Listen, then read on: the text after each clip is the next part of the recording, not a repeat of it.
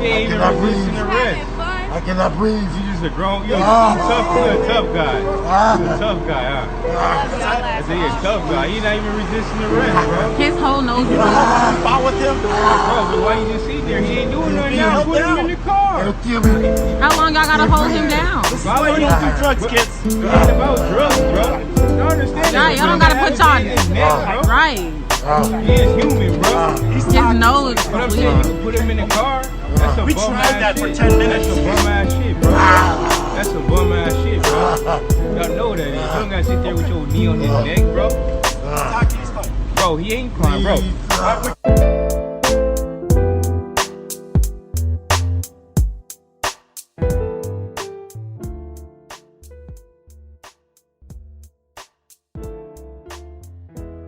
El 3 de marzo de 1991, un taxista llamado Rodney King es detenido por la policía de Los Ángeles. Al parecer, el señor Rodney King se había pasado bastantes luces de semáforo en rojo, bastantes señales de alto y estaba manejando a alta velocidad. Rodney King después manifestaría que él sintió miedo al escuchar las sirenas de la policía porque él tenía antecedentes penales y no quería volver a prisión. Cuadras más adelante, la policía de Los Ángeles detiene a Rodney King, es tirado al suelo y golpeado brutalmente por 4 miembros de la policía de Los Ángeles. Ellos, en su manifestación, después dirían que el señor Rodney King se resiste al arresto e intenta quitarles a uno de ellos su arma. Un vecino, que casualmente estaba cerca de los hechos, sale por su ventana y ve la situación. Él tenía una cámara profesional de grabación y sale por la ventana a grabar lo que está sucediendo. Las imágenes muestran a 4 miembros de la policía de Los Ángeles golpeando a un sujeto afrodescendiente en el piso. Estos 4 policías comienzan a golpear al señor King en el suelo con sus varas reglamentarias. Después, los médicos que revisan a Rodney King dirán que fue golpeado de manera brutal, llegando al punto de dolor en que ya no se puede sentir más los golpes. Rodney King entra en un estado, mientras lo están golpeando, casi anestésico. Él no recuerda muchas cosas que sucedieron mientras lo estaban golpeando. Requirió hacerle una reconstrucción facial en el rostro, pues había explotado su córnea del ojo derecho. El vecino, George Holliday, que fue el que grabó estas imágenes, decide días después darlas a conocer y mostrarlas al aire. Se hace todo un escándalo en Estados Unidos, sobre todo en Los Ángeles, pero hasta ese momento nadie había denunciado todavía a los policías. Días después se filtran las conversaciones de las patrullas de los policías, en donde mencionan a Rodney King, comparándolo con una lagartija, comparándolo con un gorila, y diciendo que hace mucho tiempo ellos no golpeaban tan fuerte a una persona. Los policías van a juicio, pero los jueces y fiscales deciden misteriosamente no continuar el juicio en el lugar en donde habían acontecido los sucesos, sino deciden llevarlo a otro lugar de Los Ángeles. Ellos argumentaban que el caso estaba demasiado polarizado y, como todos sabemos, en Estados Unidos el jurado se decide a partir de la gente, de los buenos ciudadanos que viven alrededor. Entonces ellos no querían que alguno de los ciudadanos tenga una idea parcializada acerca de lo que estaba pasando. Llevan el juicio a una zona de Los Ángeles en donde el 95% de la población es blanca y el 80% ex policías. Simi Valley. Se realiza el juicio, la gran mayoría de los miembros del jurado blancos, solo un hispano y un asiático, y el jurado el 29 de abril de 1991 rechaza todas las acusaciones contra los policías. Días antes había ocurrido otro suceso en otra parte de Los Ángeles. LaTasha Harlins, de 15 años, el 16 de marzo de 1991 va a una tienda donde los propietarios eran coreanos y decide comprar un jugo de frutas. Coge el jugo de frutas, lo guarda en su mochila y en su mano tenía el dinero para pagar. La propietaria del establecimiento ve este gesto de LaTasha y piensa que lo que quiere es robar porque no ve el dinero. En ese momento le arrancha la mochila para quitarle el jugo. LaTasha reacciona golpeando a la señora para quitarle su mochila y decide irse sacando el jugo de fruta de su mochila y tirándoselo encima a la señora. La señora saca un revólver y mientras LaTasha estaba de espaldas le dispara en la nuca. Esta señora va a juicio y la juez dice que esta señora no representa ningún tipo de peligro para la sociedad. Le da unos cuantos dólares a pagar y trabajo social. A partir de el rechazo de los jueces y fiscales en el caso de el señor King y de LaTasha, es que en Estados Unidos comienzan unas manifestaciones que cada vez mientras pasaba el tiempo se hicieron mucho más fuertes. Estas manifestaciones, que después se convirtieron en disturbios, se conocen como los disturbios más grandes sucedidos en Estados Unidos. Había alrededor de 1000 incendios por día. Comenzaron a haber saqueos en las tiendas de las personas que tenían como propietarios de las tiendas coreanos. Comienzan a haber incendios en las tiendas, saqueos, robos. Las personas afroamericanas se unen con los latinos y algunas personas blancas también y se paran en las esquinas de las avenidas principales tirando piedra, bombas molotov y destrozando a los carros que pasaban por esa avenida. Se pueden ver las imágenes de gente en camiones, en autos, que es sacada a la fuerza de sus autos, golpeadas, a las que se les arroja piedras, ladrillos en la cara, se les pinta el cuerpo, sus partes íntimas con aerosol negro. Comenzó a morir gente, comenzó a haber apagones. El presidente pide que se saquen a las Fuerzas Armadas.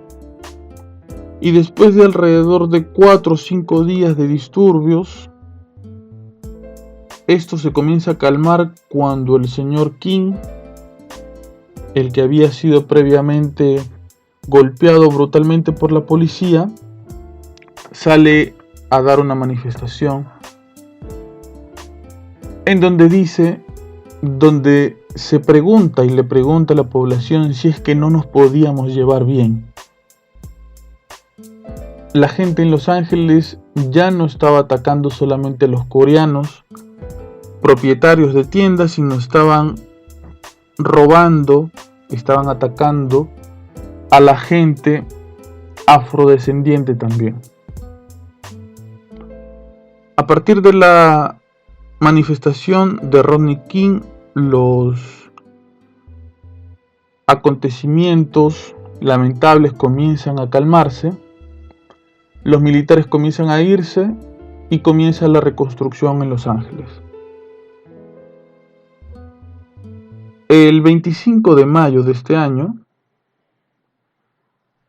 a las 8 de la noche, el copropietario de una tienda llamada Cap Foods llama a la policía. Denuncia que un sujeto afroamericano había intentado pagar con dinero falso en su tienda, $20.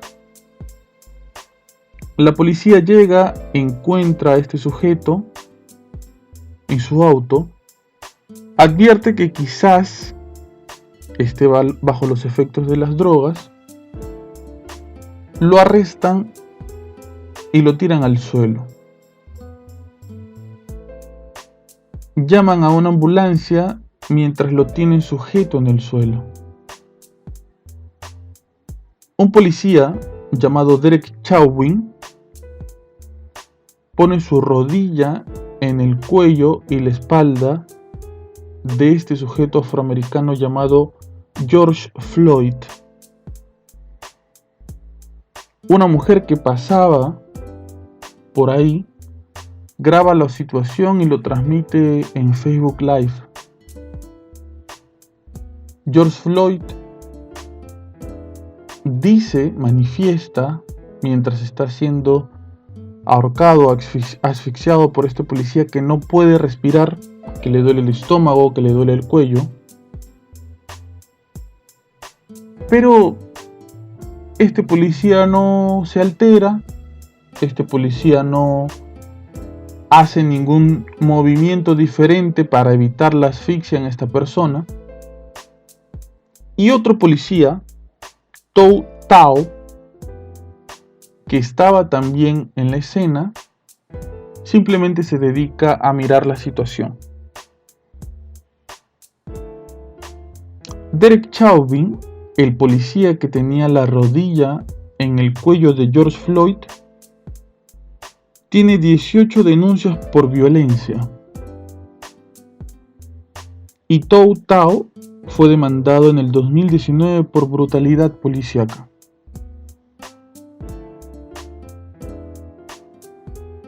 George Floyd trata de luchar por su vida mientras está sometido, ahorcado por este policía. Llega la ambulancia, lo suben a la ambulancia y en el hospital es declarado muerto.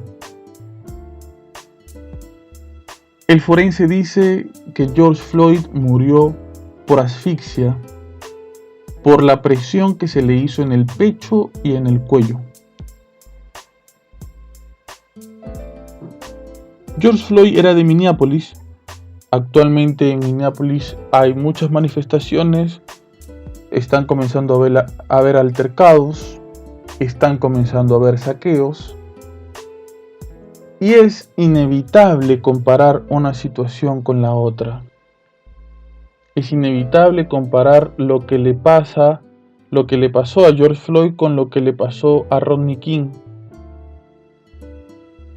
Según los estudios de porcentajes acerca de las muertes en Estados Unidos, es 3 veces más probable que un hombre negro muera en manos de la policía a que muera un hombre blanco.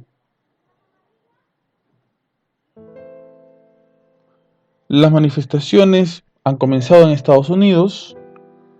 A Derek Chauvin se le acaba de detener y se le está acusando por homicidio en tercer grado. Esto quiere decir que el homicida, en este caso Derek Chauvin, no tuvo la intención de matar al sujeto que murió, en este caso George Floyd. Diferentes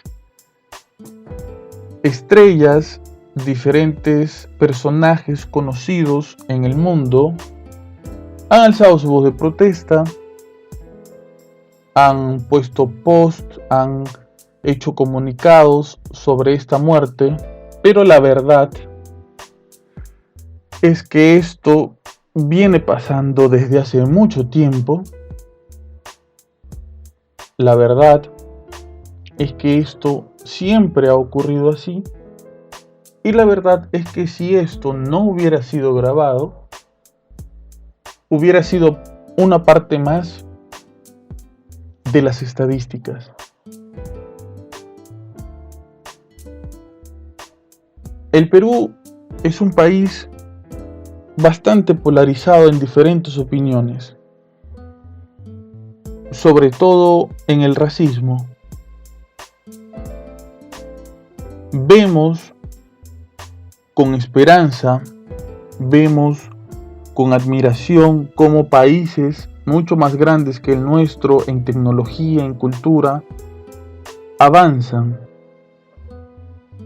Y nos preocupamos bastante por de alguna manera comenzar a parecernos a ellos. Una amiga en Estados Unidos, cuando le pedí una vez ayuda para un podcast, ella me decía que todos los días sale de su casa a trabajar y saluda a todo el mundo cuando sale a trabajar, pero que nadie le responde el saludo de vuelta, solamente los latinos. Que ella no le importa porque es su manera de ser, pero que ve de muy cerca la manera de vivir de algunas personas en Estados Unidos, mirándose solamente a sí mismas y volteando la cara para la necesidad de los demás.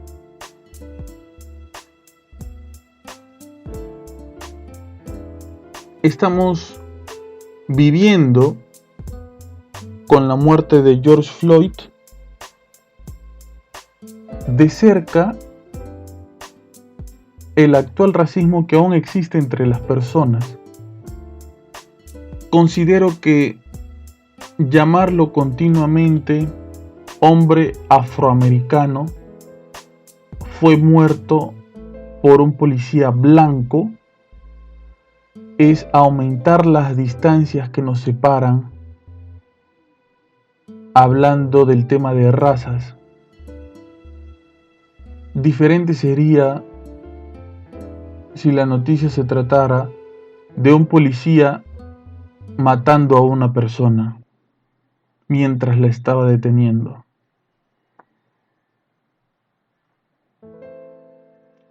Por lo que dicen las personas que lo conocen, George Floyd era un buen tipo, era creyente de Dios, era una persona preocupada mucho por los demás. En algún momento jugó baloncesto, fútbol americano, en algún momento lo intentó con el hip hop, al parecer le fue bien. Pero dejó todo eso por ir a otra parte del país para empezar de cero. Quizás como muchos de nosotros, ¿no? Y encontró la muerte de manos de gente que supuestamente están para ayudar a la población, para servir a la población, para cuidar al indefenso. El racismo ya no distingue países, ya no distingue dinero o no, ya no distingue clases. El racismo es igual en todos lados. Pero algo que rescato de los países latinoamericanos es que nuestra cultura, nuestra manera de ver las cosas, nuestra manera de ver la vida, es mucho más cercana y amable. La vez pasada le preguntaban al director técnico del Perú, del equipo de fútbol peruano, Ricardo Gareca: profesor, comenzó la liga alemana, están entrenando en la liga italiana, ¿usted considera que ya deberíamos empezar aquí con el fútbol? Y él dijo: pero Alemania es Alemania e Italia es Italia, nosotros somos Perú. Nosotros tenemos una problemática distinta a los otros países. Y por ser distinta a los otros países debemos tener soluciones distintas a las de los otros países. Estamos mirando, pienso yo, mucho en el espejo de otras personas y no nos estamos mirando en nuestro propio espejo. Hay gente que acusa al presidente de que en el extranjero hay menos muertes, en otros países hay menos muertes y que en el Perú hay más muertes o más infectados. Y me parece, según lo veo yo, que por ser tan diferentes los países deberíamos darnos cuenta que nuestras realidades y en consecuencia nuestras decisiones son diferentes. ¿A qué voy con todo esto?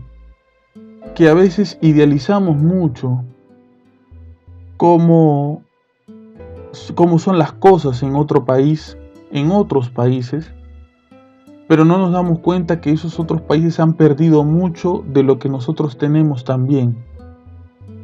Mucha de esa cercanía, mucha de ese sabor, mucho de ese espíritu latinoamericano tan caluroso, tan cercano, que tiene un concepto de familia siempre unida. Mucha gente en Latinoamérica, en el primer piso vive papá, mamá, en el segundo el hijo, en el tercero el otro hijo, y si no es así, viven cerca.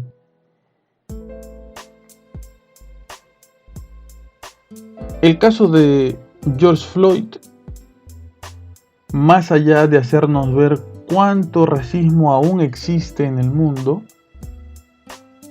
creo que también nos hace ver cuánta indiferencia existe en el mundo. Porque a George Floyd se le detuvo, quizás por ser una persona negra, y se le mató por la falta de consideración a su vida.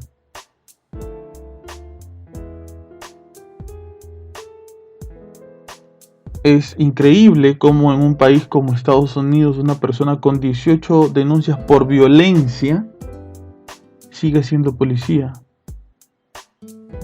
Es increíble cómo un policía con una demanda por brutalidad policíaca sigue siendo policía. En todos lados se cuecen habas.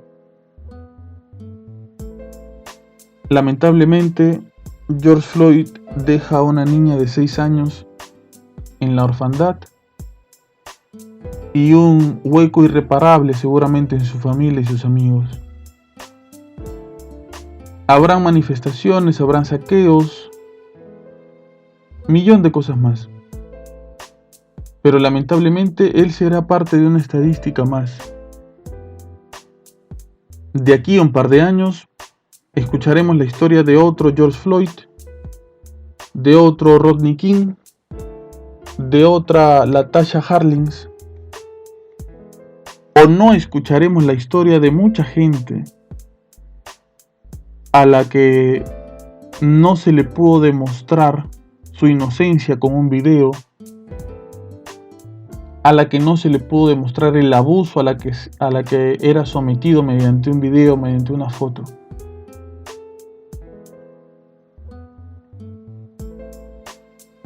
Ojalá lo que está sucediendo nos ayude a darnos cuenta que la persona que tenemos al lado es importantísima, que la persona que tenemos cerca es importantísima y que a veces por cosas muy banales, dejamos ir a las personas que de verdad amamos y que de verdad nos aman. Creo que lo que nos está sucediendo en el mundo debería ser una pausa para darnos cuenta lo que es importante de verdad: la familia, y a quien tú consideres familia, a los seres cercanos que tú consideres tu familia. Es increíble cómo a veces llegamos a distraernos tanto en el día a día, en lo que somos o en lo que creemos que somos, que nos olvidamos mucho de la persona que está al lado. Todos, así como tú, necesitamos amor, necesitamos comprensión, necesitamos ser escuchados. Creo que el caso de Rodney King, el caso de George Floyd, el caso de LaTasha Harlins, solamente demuestran cuán infectados estamos del egoísmo y de mirarnos solamente a nosotros mismos. Hay gente que te necesita, que necesita ser escuchada, que necesita ser acompañada. Este podcast ha sido dedicado a la memoria de George Floyd y de todas aquellas personas que en este momento están sufriendo algún tipo de abuso, algún tipo de discriminación, racismo, opresión, que es increíble, siendo el año que es, habiendo logrado el ser humano tantas cosas, continúen este tipo de situaciones, cuando todos somos iguales. Todos cumplimos diferentes funciones, pero somos iguales. Este fue el podcast Habla Pablo, el podcast que odia el racismo, el clasismo y todo aquello que separe a la gente. Gracias por estar ahí, gracias por escuchar. De verdad quería hacer esto un poquito más serio porque me parece que es delicado el tema del racismo y sobre todo porque es bueno que estemos informados sobre esto para comunicárselo a las generaciones venideras. Muchas gracias por estar ahí, muchas gracias por escuchar. No se olviden de escucharnos el día miércoles con la estrategia del parásito. Estuvimos colaborando con el podcast Procrastinación 2.0. Tenemos el video en vivo en Facebook. Estuvimos en una entrevista con Jorge Infante y su canal de YouTube que se llama Cambio de Guión. También está el video en Facebook. Y nada, si te gustó este contenido, si te gustó lo que escuchaste, compártenos y ayúdanos a llegar a más personas. Fuerza para todos los que estén escuchando esto, ánimo, y siempre hay una oportunidad para volver a comenzar y nunca es tarde, para nada, para hacer cualquier cosa, nunca es tarde. Este fue Habla Pablo, el podcast de todos. Hasta luego.